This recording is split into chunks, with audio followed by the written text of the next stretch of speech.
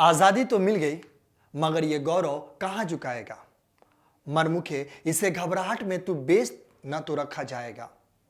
आजादी रोटी नहीं, मगर दोनों में कोई वैर नहीं। पर कहीं भूख बेताब हुई तो आजादी की खैर नहीं। नमस्कार, मैं नूर, आप देख रहे हैं प्रोग्रेसिव ट्रेंड।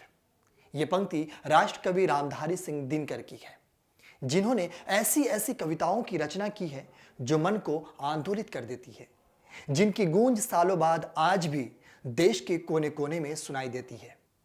ऐसे बहुत ही कम हिंदी कवियों में देखने को मिलता है जो जन कवि के साथ साथ राष्ट्र कवि भी हो, मगर इस देश में एक ऐसा कवि है जो जन कवि के साथ साथ राष्ट्र कवि भी है।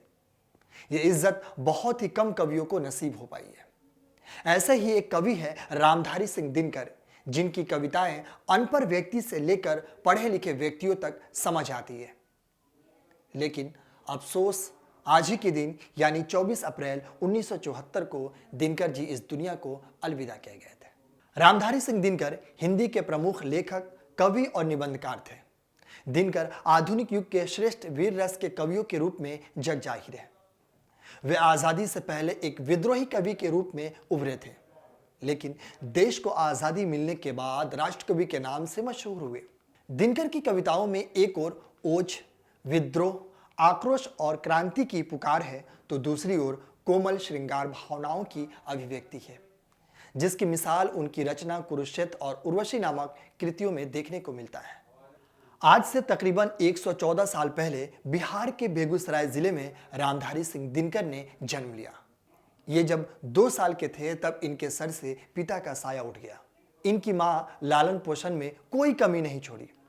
दिनकर का बचपन देहात में बीता, जहां दूर तक फैले खेतों की हरियाली, बांसों के झुरमुट, आमों के बगीचे और कांस के विस्तार थे।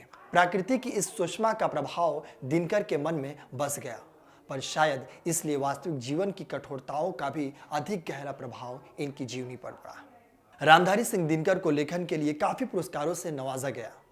उनकी रचना कुरुक्षेत्र के लिए उन्हें उत्तर प्रदेश सरकार और भारत सरकार की तरफ से सम्मान दिया गया।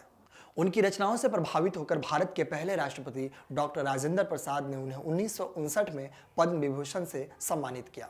बाकी छोटी बड़ी बहुत से पुरस्कार दिनकर ने अपनी जिंदगी में हासिल किए। दिनकर न केवल अपने समय के एक प्रमुख कवि थे, बल्कि एक सफल और प्रभावशाली गद्य लेखक भी थे। सरल और स्पष्ट भाषा शैली में बहुत सारी साहित्यिक विषयों पर निबंधों के अलावा उन्होंने दार्शनिक और ऐतिहासिक तथ्यों के उपदेश, डायरी, संस्मरण और व्याख्याएं भी लिखे। लेकिन दिनकर 66 साल की आयु में 24 अप्रैल 1974 को यानी आज ही के दिन इस दुनिया को अलविदा कह गए। दिनकर भले ही हमारे बीच ना हो, लेकिन अपनी कविताओं को हमारे बीच जिंदा रखते हुए हमेशा हमेशा से लिए इस दुनिया से अमर हो गए। अगर हमारा ये वीडियो अच्छा लगे तो लाइक, सब्सक्राइब और शेयर जरूर करें। धन्यवाद।